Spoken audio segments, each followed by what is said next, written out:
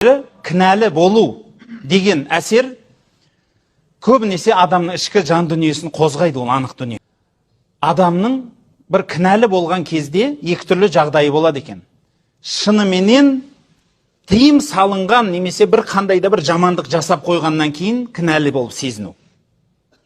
Ал енді екіншісі, ешқандай кінәсі жоқ, бірақ сол сен кінәлісің деп жалған сезімменен өз-өзін арбау.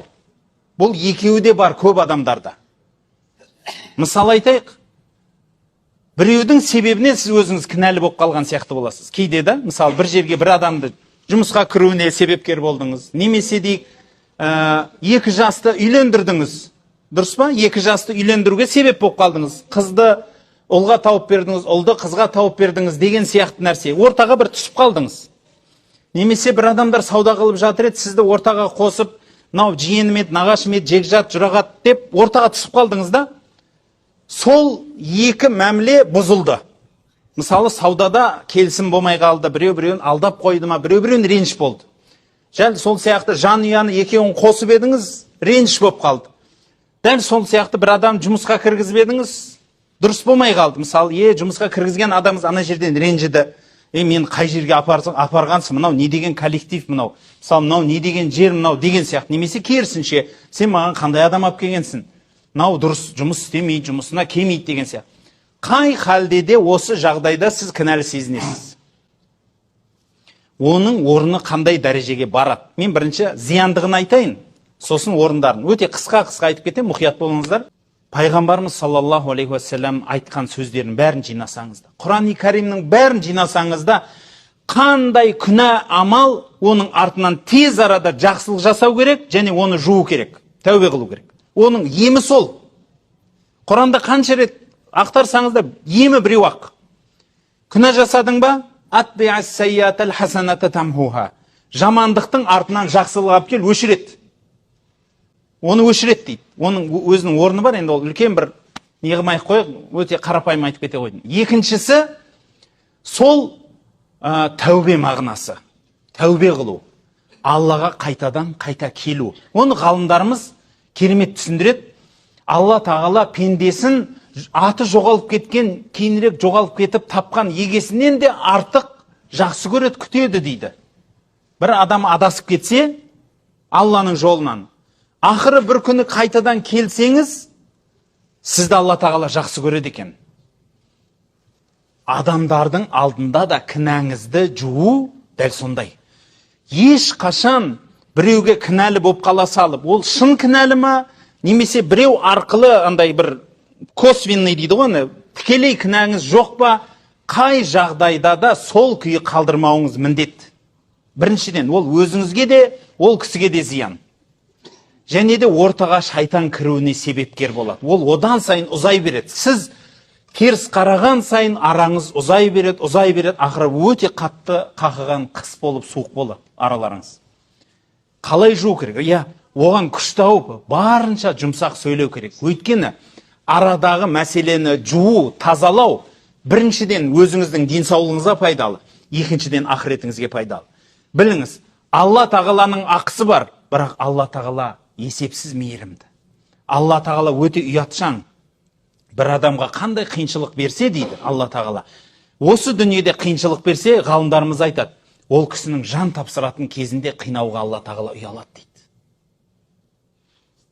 Жан тапсыратын кезде осы дүниеде пейнет көрген адам басқаша болып кетеді дүниеден. Сол үшін бір адамдар ұзақ жатып, төсек тартып, ауырып дүние салады. Алла тағала солардың жанын көбінесе қамырдан қыл суырғандай ұйықтап жатқан күйі, немесе бүкіл әл қуатын алып, тып-тыныш қылып жанын алады. Тазартады. Алла тағала кімді қандайда бір маңдайына пейнет берсе, оған тазару береді. Мен айтқым келген екінші бір нүкте, бұл көп адамдарда осы кінә іспенен сіздің араңыздағы мәміле қандай дәрежеде болу керек? Құрметті жақсылар, пайғамбарымыз саллаллаху алейхи вассаламнан келген хадис бар. Күнә жасаған адамды кейіме оны сөйлеп төмен санама дейді. Бұл ереже бұл. Бірнеше хадис келген. Біреуіне айтады, сен күнәлі адамды күнәсін айтып, оны келемеждесең, сенің басыңа келмейінше сен өлмейсің дейді. Құдай сақтасын, бір адамды бір күнә жасап қойды, айып жасап қойды, сен соны келемеждедің, мазақтадың. Сенің басыңа сол келмейінше сен өлмейсің. Екінші ереже, күнә жасаған адамды келемеждегеннің күнәсі күнә жасаушыдан да ауыр деген сөз бар. Пайғамбарымыз саллаллаху алейхи вассалам. Атаулла Сакандари деген кісі айтады. Себебі дейді осы хадиске. Себебі күнә жасаған адамның дейді ілінетін жері жоқ дейді. Ілінетін жері жоқ. Ал күнә жасағанды мазақтаушы адам дейді өзін жоғары санайды. Тәкаппарлыққа жақындады дейді. Күнәнің сырын, сауаптың сырын барлық адам біле бермейді. Сондықтан бір адам сауап жасаса сұмдық қылып мақтама, және өзіңде мақтанба. Күнә жасасаң бір адамды даттама, өзіңді даттанба. Оның сырын хастың хасы біледі. Мүмкін Алла тағала күнәменен саған ескерту беріп атқан шығар басқа нәрсеңе дейді. Оны бір ғалымдарымыз талдап айтады. Расында да, сіз егер бір күнә жасаған адамды көрсеңіз, ана адамды жек көрмеңіз. Ой деп көз алдыңызда төмен санап, мына күнәһар екен, мынау пара берді, мынау өтірік сөйлейді екен, не дейді тағы да күнә, мынау ұрлықшы, мынау зінақор, мынау парақор деп кемсітіп, өзіңнен төмен санама дейді. Сол күнәні саған көрсетсе, Алла тағала сенен бір хикметті күтіп тұр. Сол жерден сабақ алмасаң, сен таяғыңды жегенің әлі де. Сол күнә арқылы сіздегі бір нәрсені түрткілеп атыр Алла тағала. Ойланыңыз, соған сенің қатысың бар ма? Өйткені білесіз ба? Мысалы, көп адамда болады ғой. Бір күні Жигули сатып алдым. Сөйтсем, жұрттың бәрінде Жигули бар ғой. Анада да. Сосын бір күн бір ерекше машина деп, анау бір Део деген кәрістің машинасы, соны Леганза деген машина сатып алдым. Аз ғой десем, жұрттың бәрінде Леганза болып кетті. Ана бұрышта да тұр, ана бұрышта да тұр. Неге десеңіз, психологияда сондай нәрсе бар да. Сіз не нәрсеге көңіл бөлсеңіз, сол нәрсе сізге көріне береді. Жұрттан. Мұсылманның айнасы деп те пайғамбарымыз айтады. Ал психологияда айтады. Сіз осы дүниеде тек қана өзіңіздің айнаңызды көресіз дейді. Мысалы, өмірде бір нәрсені жақтырмадыңыз, Мен көп өзімді осылай зерттеймін. Мешітке келем, мешітте тұрғанда бір адамға ашуланам ғой. Бір жолыңды кесіп кетеді, немесе бір адам біртүрлі болып тұрады ғой, ыңғайсыз, сәжде қылайын десең, анау аяқ киімдерін қойып тастаған, жаңағыдегі бір ыңғайсыз. Сол кезде бірден ашу келеді. Анаған Артур деп айтам ба, аяқ киім былай ғой деп айтам ба, деген келеді ғой. Сосын тоқта деймін. Оны айту бір әңгіме. Оны айту әңгіме. Бірақ оны қандай жағдайда айту керек? Қалай айту керек? Айтыңызшы. Сіздің ойыңызда қалай айту керек? Деп айтасыз ғой, қазір сол күйінде айтсаңыз. Эмоцияның не қажеті бар о жерде? Эмоция көтерілді, яғни сіздің сезіміңіз бұрқылдады деген сөз. Сізде бір белгі бар. Ол сізде бар нәрсе шығар мүмкін. Сен сондай тәртіпсіз шығарсың. Сенде сондай бір нәрсе бар шығар. Сен өзіңді шұқы. Ондай адамға, сондай қателік жасаған адам қалай айту керек екен?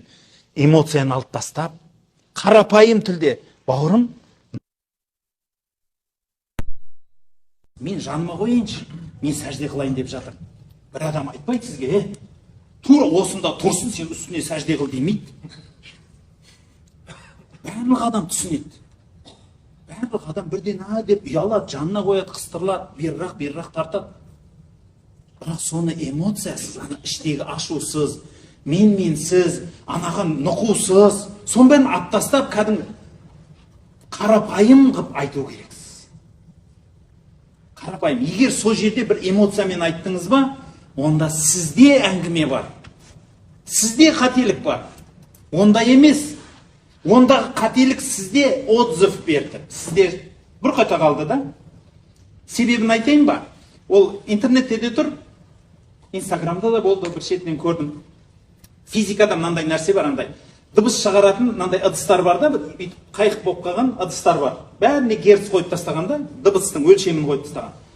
Мысалы, 50 герцті алып, жанына 40 герцті қоңырау қойып, мына 40-тықты тың етіп ұрсаңыз, мына 50-лік дыбыс шығармайды. Өйткені екеуі екі түрлі толқында тұр.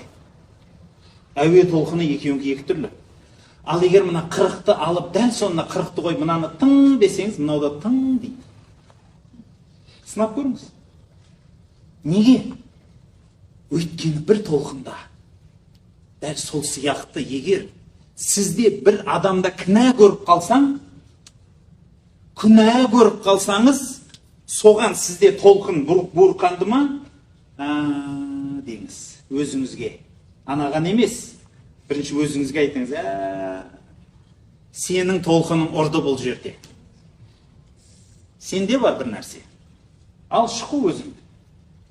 Өйткені анадан бұрын сен ғой түзелуің керек болған. Оны не қыласын түзетіп? Алла тағала сенен сұрамайды. Бірінші орында өзіңді сұрайды. Сен неге түзелмедің дейді. Оны көрсетуде де хикмет бар ғой. Байқадыңыз ба, біреудің күнәсін көрсетуде сізге белгі бар. Бір жерде толқын ұрды ма, сол нәрсе, сол толқын саған келді ма, онда сол нәрсе сенде бар. Не істеуіміз керек? Өзімізді түзетуіміз керек. Міне сол үшін егер бір адамда күнә көрсеңіз, бір айып көрсеңіз, оны асықпаңыз, эмоцияңызды көтеріп, мынау не мынау? Қандай күнә жасап атсың, мынау сұмдық қой. Тоқта. Неге ашуландың? Неге ашуландың? Ашуыңды бас. Ашусыз айт. Дұрыс айт. Дұрыс жеткізе біл. Өйткені ашуланып айтқан, өткенде сабағымда айтқан, міне, ашуланған адамның жүрегі бір-бірінен ұзақ болады. Онда естімейді ол адамсыз. Қанша айқайлаған сайын естімейді ол. Ал егер жүрегі жақын болса, тура жаңа қоңырау сияқты ғой. Естет. Жай айтсаң да бірден түсінеді. Бетін басады, бірден түсіндім дейді. Аржағын айтпай қой да дейді, керек болса дейді. Егер дәл тапсаң ауруын, тіке көзіне қарасаң да жетеді. Тіпті айтудың да қажет жоқ та. Ана айыпты адамға қарап, көзіңді бейтсең болды. Түсіндім дейді. Болды, түсіндім дейді. Бұл жүректің жақындығы. Ол жүректі танымайтын адамға жүрегіңіз жақын болу үшін қаншалықты таза жүрек болу керек, ойлаңызшы. Эмоциядан, артық ойдан, ананы кем тұтудан абай болу керек. Ал бізде не? Біреудің күнәсін көрсек, бірден бұрқыта қаламыз. Ол жерде бір тақуамыз біз. Мынау, не мынау? Жаңалдегі, білмеймін, бір айып көріп қалдық енді. Әйтеуір, сол жерде дереу бір сөз айтып кетеміз. Олай емес. Дұрыс сөз болыңыз. Сосын, тағы бір нүкте, соның жалғасы, күнә жасаған адамды жек көру менен күнәні жек көру екеуі екі түрлі дүние. Ол адам тазара алады. Ал енді сіз сол жерде тіліңізбен шаншысаңыз, сол шаншыған нәрсеңіз қалады ана жерде. Түсінесіз ба? Бекер емес қой. Тіл жарасы қалады. Ол уақиға бітіп кетеді. Сол үшін айтады, мынандай бір қызық притча бар ғой. Бір жігіт өте тілі ащы, балағат сөзді адам екен. Достар қалмапты, барлығы ренжіп, ақыр өмірден таяқ жеген ғой, сөйтіп әкесіне келеді, айтады. Әкетай, мен қиналып кеттім өмірден. Жұрттың бәрі қашып кетті дегенде, балам, неден дейді? Неден ол? Не айып, өзің көрші дегенде, мен тілім нашар дейді да. Балағаттап қоя беремін. Жұрттың енді қатты тиеді адамдарға дейді. Бәрекелді. Онда былай қыламыз дейді. Сен мынау үйде ағаш шарбақ екен, ағаштан не жасаған ғой енді, қорған жасап қойған үйіне, сол бір ағаш үйіңдегі шарбақ, соған бір күн деп есептеді, қанша адамға жамандық айттың, сонша шеге қақ дейді ғой. Енді бірнеше күн бойы анау ұзын шарбақтар, заборлар алаңсыз бастан аяқ шеге болады, сақырлаған ше. сосын ақыры азая бастайды. Бір күні қуанып келеді, әкетай дейді, не болды дейді. Бірнеше күн болды дейді да, мынау шарбақтар таза дейді ғой. Мен қойдым дейді да, осы нәрседен босадым дейді. Бәрекелді дейді, онда кері қарай жүр дейді да. Енді жұртқа жақсылық айтқан сайын ана шегені ал дейді. Шегені ала бастайды. Сөйтіп бір күні келіп айтады, әкетай дейді, мен ана шегенің бәрін алып тауыстым дейді да, өзім қаққан шегелерді. Тап-таза болды дейді. Сосын әкесі ертіп келіп айтады.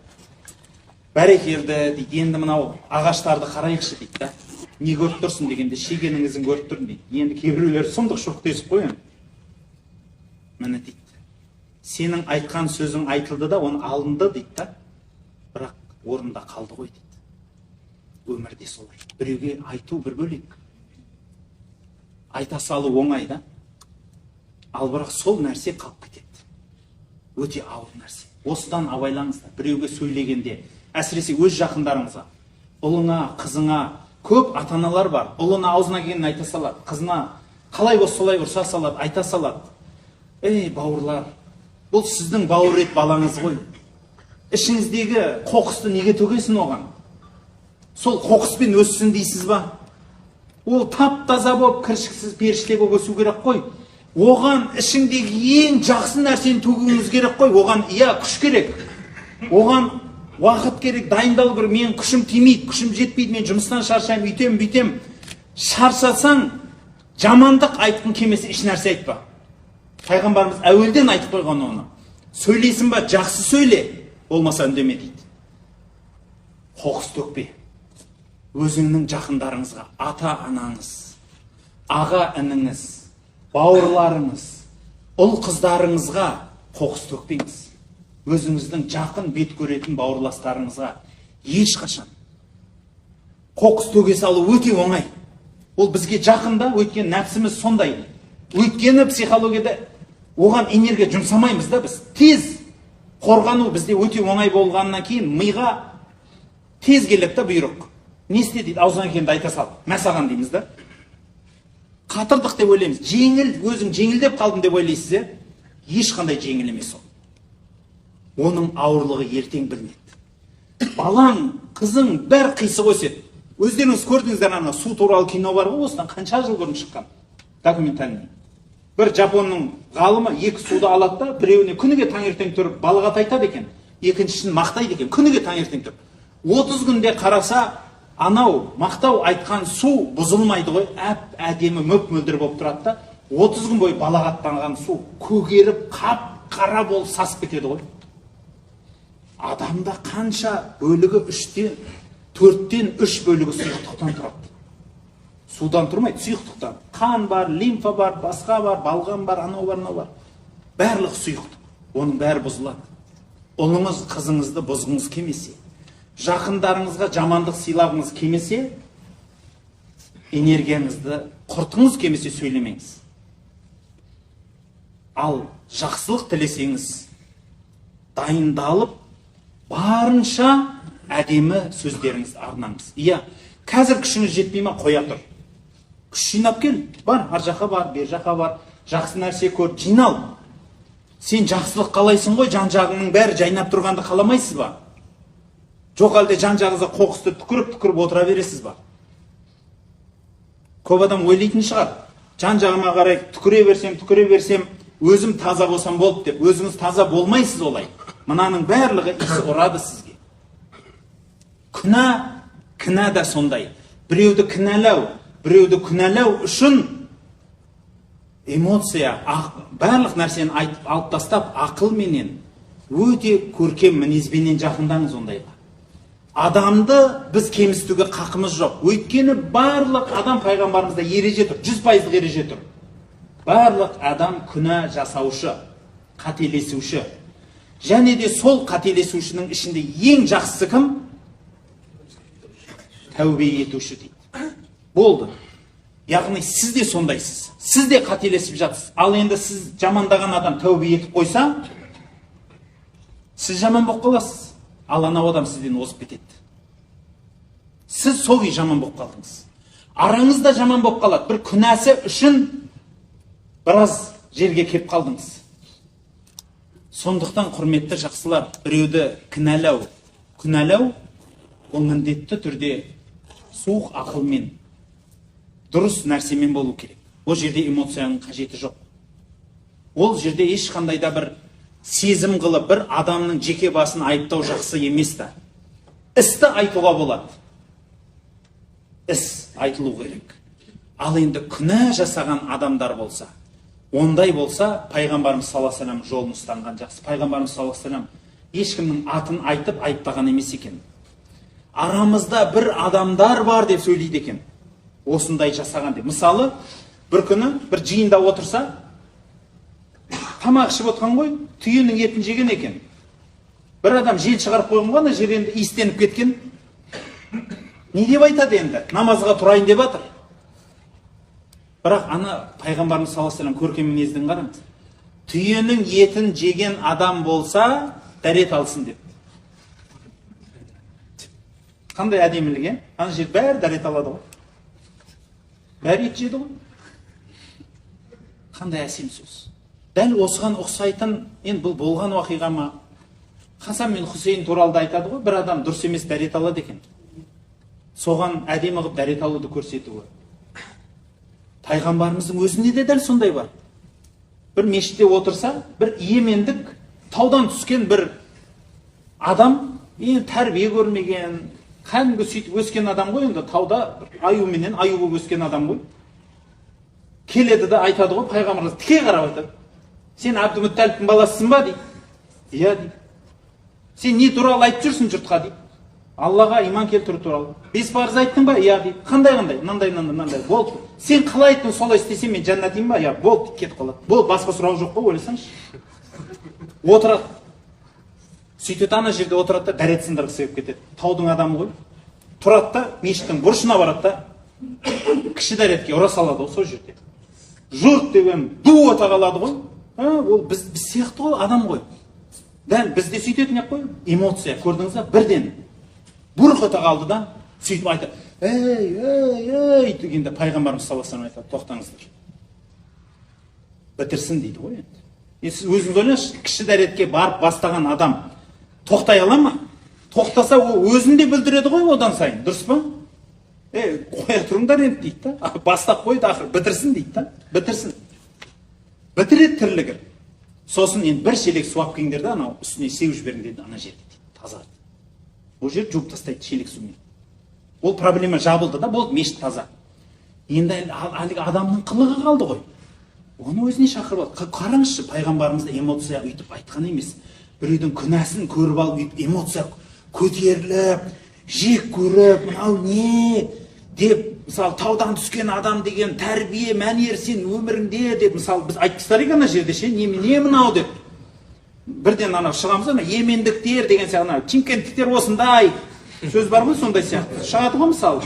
Бір нәрсе болса, бір машина кетіп бара жатсаңыз, алдыңыздан бір машина қысып кетсе, нөмірі 13 па, чимкент бәрі осындай. Рахат, мүмкін сол жерде алматылық отқан шығар, ана машинаны сатып алды да. Қаяқтан білесіз? Ішінде кім отқан қаяқтан білесіз? Сразу ғой. Бірден эмоция бұрқ өтеді, ана айтсаңыз, анау чимкентский. Дәл сол сияқты боламыз ғой, бірақ пайғамбарымыз оның бәрін алып тастаған. Қандай әсем нәрсе. Алдына шақырып алады, кел дейді. Тізесіне қояды, ойлаңыз. Ең жақын тарту арабтарда сондай болған екен сол кезде. Тізесіне тигізіп отырады екен. Бұл өзіне қатты жақын тартқандығы.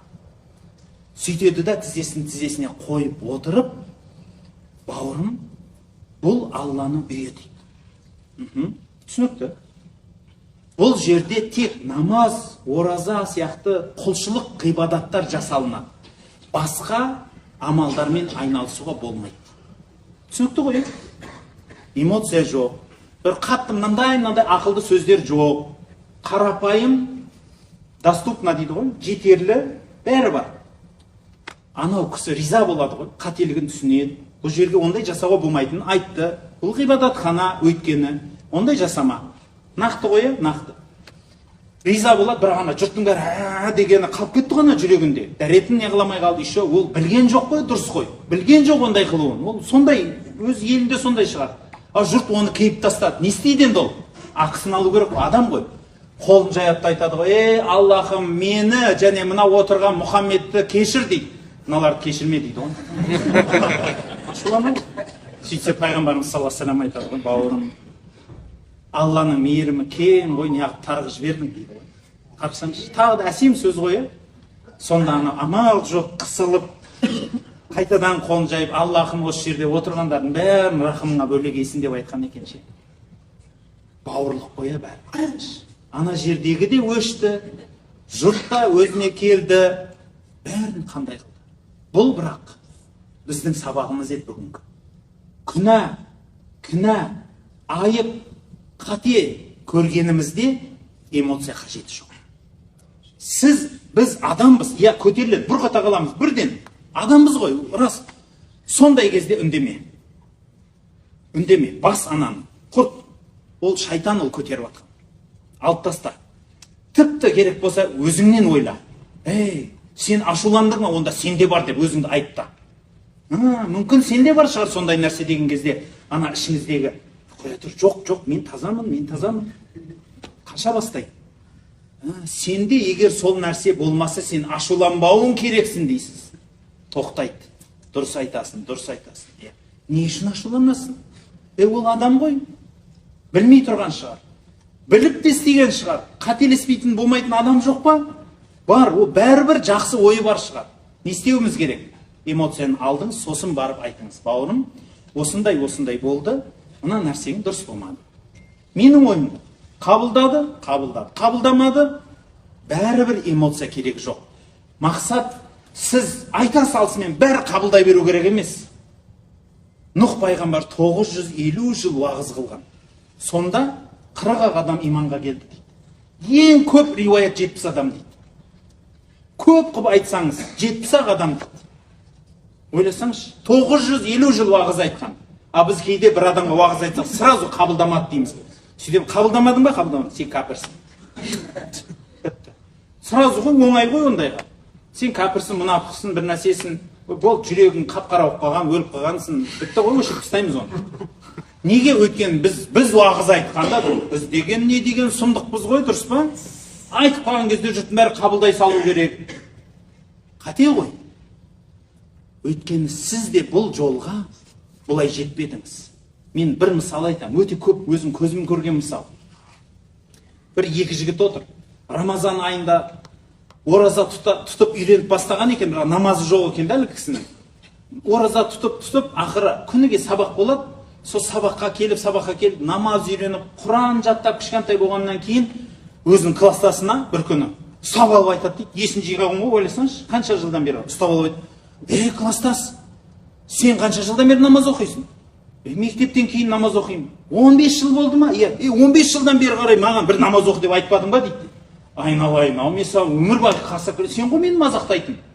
Сақалтай, жаңағы не бір нәрсе деп мазақтайтын ең ғой десе. Білмеймін деп айтады. Айтқан жоқсың деп айтады. Ана таң қалған ғой, Құдай-ау, мен саған күніге қақсаймын ғой, мазақтайсың ғой сен мені.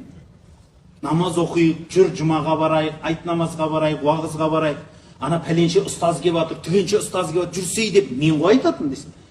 Жоқ, айтпағансың деп айтады дейді ғой. Неге? Өйткені ол оған дейін барған жоқ әлі. Дәл сол сияқты бір адам сіздің насихатыңызды қабылдауға дайын болмаса, ол оны көрмейді да, естімейді да. Соған дайын болыңыз. Қабылдамады ма? Эмоцияны алып тастаңыз. Өте қарапайымдылықпенен сіз қабылдаңыз. Оның қабылдамағанына, оның дайын емес екендігін түсініңіз. Сіз оған жеткізе алмадыңыз. Алла тағала сіз арқылы оған әлі сауап берген жоқ. Біліңіз, пайғамбарымыз саллаллаху алейхи вассалам айтады, сенің арқаңда бір адамның намазға жығылуы, иманға келуі, оң қолыңа күнді, сол қолыңа айды қойғаннан да абзал дейді. Сауабы сұмдық көп. Бірақ ол сауапқа әркім лайықты бола бермейді. Ондай сондай қымбат сауап екен, ондай болса, сол сауапқа лайықты болу үшін де Құдайдан сұрау керек. Сіз соған лайықты болуыңыз керек. Қортып айтатыным, құрметті бауырлар, Алла тағала жасап атқан құлшылық ғибадаттарыңызды қабыл етсін. Сапарға шығып атқандарыңыз бар, соларға айтатыным, мына жерде мен қажылыққа барып келдім, тап-таза болып келдім деп әппақ болудың қажеті жоқ. Басқа күнәһар адамдардың бәрі, мыналардың бәрі күнәһар, мынаның бәрі кімдер, мынау деп жоғарға шығып алудың да қажеті жоқ. бәлки эмоцияның бәрін алып тастап, жасаған құлшылық ғибадатыңызды Алла қабыл етсін. Құдайдан көп сұрап басыңызды ие беріңіз, Алла тағала төбеңізден төге береді. Осы жерден ап кететініміз кішіпейілдік, жұртқа деген түсіністікпен қарайтын кең жүректік, біреуден күнә іздейтін қисықтық емес. Осы бір сабақты арқамызға арқалап, ақыреттік дорбағып алып жүрсек, қор болмайды екенбіз. Пайғамбарымыздың бұл бізге үйреткен сабақтарынан екен. Субханак Аллахумма бихамдик, ашхаду ан ла илаха илля анта, астағфирука ва атубу илейк. Илахи амин. Құлшылық ғибадаттарымызды қабыл ет. Елімізге тыныштық, амандық бер, жұртымызға тыныштық бер, береке бер істерімізге. Я Аллахым, еліміздің жанында болып жатқан түрлі соғыс, әртүрлі ауыртпашылықтарды көріп жүрміз. Аллахым, біздің елімізде де бірнеше сынақтар келді. Ендеше Раббым, Аллахым, бұндай ауыр сынақтардан дұрыс сабақ алып, басымызға қайтып келмейтіндей қылып өшіргейсін. Елімізге береке беріп, жаманшылықтан аман қылғайсың. Исламға қуат, мұсылманға бірлік бер. Қол жайып отырғандардың дүниелік, ақыреттік қандай да бір тілектер болса қабыл еткейсін. Сауда саламат болыңыздар.